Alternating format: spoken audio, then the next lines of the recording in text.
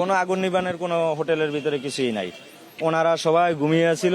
আমি আরো ডাইকে উঠাইছি ওনাদের। আপনার 2টা 20-এর দিকে চিল্লাপালা শুরু হয়েছে, কিন্তু এইখান থেকে আপনার নিচের দিকে নামার কোনো ব্যবস্থা নেই। পরে দিকে ধোঁয়া আমাদের রুমে আসতেছে, 3 তলা আগুন লেগেছে, 4 তলা আগুন উঠে গেছে, ধোঁয়া উঠেছে প্রচন্ড। না প্রচন্ড ধোঁয়া, কালো ধোঁয়া। আগুন ছিল না 4 তলায়, শুধু খালি ধোঁয়া। জানালা খুলে দেওয়ার দিক দা আর কিছুই এরা করতে না। আর আমিও ডাকাডাকি করছি, আর পাশের রুমের ওরাও ডাকাডাকি করছে, সবার উঠাইছে। লিফট আছে, একটা লিফট আছে, লিফট তো আগুন লাগার পরে বন্ধ হয়ে গেছে। সিঁড়ির পাশেই কিন্তু আগুন লেগেছে, 3 তলার যে আগুনটা সিঁড়ির পাশ দিয়ে এইভাবে আগুন। ওই ফায়ার সার্ভিসের লোক পাশেই, তো ওনারা সঠিক সময়ে আসছে। অর্থাৎ শুনছেন আপনারা যে স্থানীয়রা তারা বারবার একটাই কথা বলছেন যে কোনো রকম অগ্নি নির্বাপন ব্যবস্থা সেখানে ছিল না, ফায়ার সিকিউরিটি কিচ্ছু ছিল না ওই বিল্ডিং এ। আর ওই বিল্ডিং যে বেআইনি ভাবে তৈরি করা হয়েছিল, স্থানীয় বাসিন্দারা সেই অভিযোগ করছেন। অগ্নিকাণ্ডের মুহূর্তের ছবি আপনারা দেখতে পাচ্ছেন, একদম যখন গতকাল রাতে অর্থাৎ 1:45 নাগাদ এই অগ্নিকাণ্ডের ঘটনা ঘটে। দমকলের তরফে ল্যাডার নিয়ে এসে বেশ কয়েকজনকে সেখান থেকে উদ্ধার করে নিয়ে যাওয়া হয়, কিন্তু যারা সেখানে আটকে পড়েছিলেন সেই 9 জনের মৃত্যু হয়। আটকে পড়েছিলেন কারণ তারা বেরোনোর জন্য রাস্তা খুঁজে পাচ্ছিলেন না, ধোঁয়ায় ঢেকে গেছিল সেই বিল্ডিং। ফরেনসিক টিম ইতিমধ্যে ঘটনাস্থলে পৌঁছেছে। যেরকম তথ্য প্রাথমিকভাবে সামনে এসেছে যে ওই যে হোটেল শিখা ইন, সেই শিখা ইনের রিসেপশন থেকে আগুন ছড়িয়ে পড়ে, রিসেপশনের এসি থেকে প্রাথমিকভাবে মনে করা হচ্ছে সেখান থেকে আগুন ছড়িয়ে পড়ে, ঠিক যেরকমটা তারাপীঠে ঘটেছিল। সন্তোষ পাঠক তিনি ঘটনাস্থলে যান, বিজেপি নেতা যিনি চৌরঙ্গী বিধানসভার এবারের বিজেপির প্রার্থী ছিলেন। তিনিও বলেছেন যে কিভাবে বেআইনিভাবে এই বিল্ডিং তৈরি হয় এবং এখানে রমরমিয়ে ব্যবসা চলছিল। শুনুন।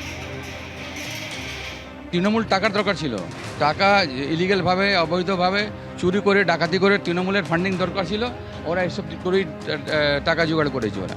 তো এটার জন্য তো হবেই এসব, এখন কিন্তু আর হবে না, কিন্তু এরা সব করে ফেলেছে আগে থেকে, অনেক আগে থেকে। আসার সময় বলছিল যে প্রচুর ইলিগাল করেছে, প্রচুর ইলিগাল, ছোটো ছোটো ঘর, তার মধ্যে আবার ঘর করেছে ভেতরে। তো এরা পিলার কেটে টপ টোটাল, শুধু এখানে না আরও আশেপাশে আপনারা দেখবেন বাংলাদেশ থেকে অনেকে প্রচুর চলে আসতো এখানে সব। তো সেটার জন্য যার ঘর ছিল এদিকে ঘর নিয়েছে, সে ছোটো ছোটো ঘর করে ওর মধ্যে সব ভাড়ায় দেয়। তো সব ইলিগাল, টোটাল ইলিগাল। তদন্ত শুধু এখানে হবে না, পুরো কলকাতায় হবে, শুধু এখানে হবে না। আর ইলিগাল যারা করে তাদের উপরে সরকার অ্যাকশন নেবে। যাওয়ার রাস্তা নেই, আমরা তো যাইনি। যেমন কালী কিন্তু বলছিল আসার সময় যে যাওয়ার রাস্তা নেই ভেতরে উপরে, এরম করে রেখেছে। কমন স্পেস টোটাল দখল করে ফেলেছে, পরীক্ষা করেনি ওরা। তো চলছে ব্যবসা, টাকার দরকার ছিল, তৃণমূলের টাকার দরকার ছিল, সব অবৈধভাবে ইলিগাল টিগিলাল করে যে কোনোভাবে টাকা তোলার দরকার ছিল, টাকা তুলেছে ওরা। নিশ্চয়ই মুখ্যমন্ত্রী আমাদের যে শুভেন্দু অধিকারী, ওনাকে বলবো, এখন যারা ফায়ার মিনিস্টার আমাদের কল্যাণবাবু, ওনাকেও বলবো। দেখুন মালিক তো কেউ এখন নেই, এক একটা ঘর নিচ্ছে, এখানকার লোকও নেই, বাইরের লোক। যদি আপনি তদন্ত করেন এখানে বাংলাদেশি লোকরা সব নিচ্ছে, বাংলাদেশি লোক, এখানকার লোক না। অনেক লোক আছে, আপনি যদি তদন্ত করেন, আমরা অনেকবার বলেছি বাংলাদেশি লোকরা এখানে নিয়ে ছোট ছোট ঘর বানিয়ে এক একটা ফ্ল্যাট ছিল, যেতে মানুষ থাকতো, রেসিডেন্স ছিল। এখন রেসিডেন্স বাড়িকে এরা কমার্শিয়াল বানিয়ে দিয়েছে উইথাউট কোনো কর্পোরেশনের নিয়ম মেনে।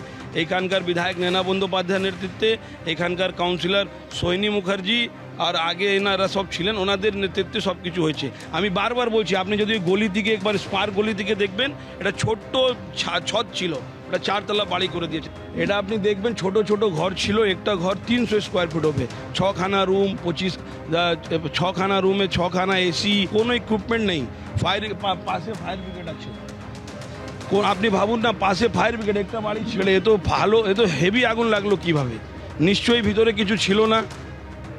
আর এই একই রকম ঘটনা ঘটেছিল তারাপীঠের সেই হোটেলেও, যেখানে 9 জনের মৃত্যু হয়। তারাপীঠেও সেখানেও রিসেপশন থেকে আগুন ছড়িয়েছিল, সেখানেও কোনো রকম অগ্নি নির্বাপন ব্যবস্থা ছিল না। ফল সিলিং, যেখানে অতি দাহ্য পদার্থ দিয়ে ফল সিলিং তৈরি হয়েছিল, সেখান থেকে আগুন ছড়িয়ে পড়ে। একেবারে সেই একই অভিযোগ, একই বিষয় কিন্তু এই মির্জা গালিব স্ট্রিটের এই শিখা ইন হোটেলেও দেখা গেছে, যেখানে এখানেও 9 জনের মৃত্যু হয়েছে, আহত হয়েছেন 6 জন। তবে এই যে বেআইনিভাবে বিল্ডিংগুলো তৈরি হলো, বেআইনিভাবে ব্যবসা চলছিল, যেখানে কোনো রকম ফায়ার সেফটি ছিল না, তার বলি কারা হলো এই 9টি প্রাণ। এর দায় কে নেবে? নিউ মার্কেটের মির্জা গালিব স্ট্রিটের হোটেল শিখা ইনে এই ভয়াবহ অগ্নিকাণ্ডের ঘটনা। কিন্তু প্রশ্ন উঠছে, একের পর এক এরকম অগ্নিকাণ্ডের ঘটনা ঘটে, তদন্ত কমিটি তৈরি হয়, কিন্তু তারপর কাজের কাজ কি কিছু হয়? কারণ সেই ঘটনা আবারও মনে করিয়ে দিচ্ছে আমাদের ঠিক গত বছর এপ্রিলের সেই ঘটনা, বড়বাজারের সেই ঋতুরাজ হোটেল, সেখানেও ভয়াবহ অগ্নিকাণ্ডের ঘটনা ঘটে। 14 জন মানুষ তারা প্রাণ হারান। প্রাণ বাঁচানোর জন্য সেই সময় আমরা ছবি দেখেছিলাম, অনেকে কার্নিশে পর্যন্ত এসে পৌঁছেছিলেন, কারণ তারা বেরোতে পারছিলেন না, ধোঁয়ায় দমবন্ধ হয়ে অনেকের মৃত্যু হয়েছিল।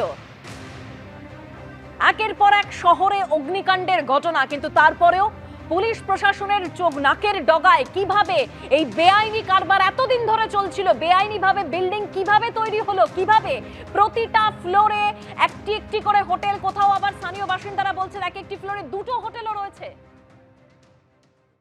এবিপি আনন্দ এগিয়ে থাকে, এগিয়ে রাখে।